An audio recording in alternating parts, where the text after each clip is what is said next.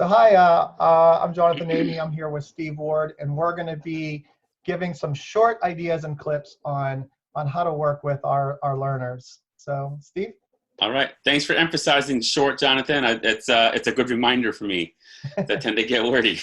The first thing I was going to talk about today was just how to help keep some composure and calm throughout the family unit by having relatively consistent structures of schedules. And I'm not talking here about let's have a picture schedule for every moment of your day, what's going to happen all day, and feel bad if we fall behind. Having some kind of visual structure wouldn't necessarily hurt, but I'm talking more about building around routines and having things happen at a relatively consistent time. So we have breakfast. What responsibilities do people have before breakfast? Are those routine responsibilities? Your kids know that they should be changing from their pajamas to their clothes before they have breakfast, and they have to wash their hands, of course, for 2 happy birthdays before they have breakfast. Yeah. Do they help prepare breakfast at all? So one of the things that I find a lot, the vast majority of my kids, if they helped you make a meal, it would be at least 2 times as hard for you to make the meal, right? But your kid is occupied. This is and idle hands are part of the problem here. We don't want to make extended use of, for all of our kids who are pretty content for a while in front of the TV or the iPad. We don't want to say, okay, there you go, 4.5 hours consecutive on the iPad. That tends to be bad for any of us.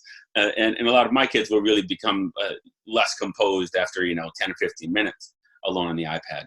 So instead of trying to get them busy while we're trying to cook a meal, we should have them participate in cooking the meal in any way at all possible. Whether that's just handing us the spatula, putting a cup on the table, or more advanced, helping read off a recipe to us, retrieve the items from the pantry, find the right measuring cups, you can make a math lesson, all these natural environment training kinds of things that have worked for decades. So what comes after is we put the dishes where they go. We have all of this stuff, keeping ourselves engaged. In routine ways. Dishes go where they go. Maybe wash up again. Maybe we have a little bit of downtime then. If they did a good job helping out with putting the dishes away, it's a good time for them to have a little bit of TV time or iPad time. Somewhere in the middle of the morning, get some kind of exercise. If you're allowed to go outside, walk, bike, run, swing, go to a playground if it's not overly busy. If you have opportunities for exercise inside the house, so much the better. Let me see, not hit too many tangents here. Basically, the sum of what I'm trying to express in this clip is having routine times that we can fatten participation around so that our kids are more engaged with us, even if that makes those times less efficient, will help keep things kind of composed throughout the day.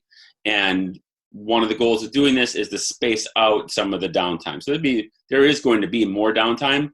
You just don't want hours all one crack of really non-interactive downtime with our kids.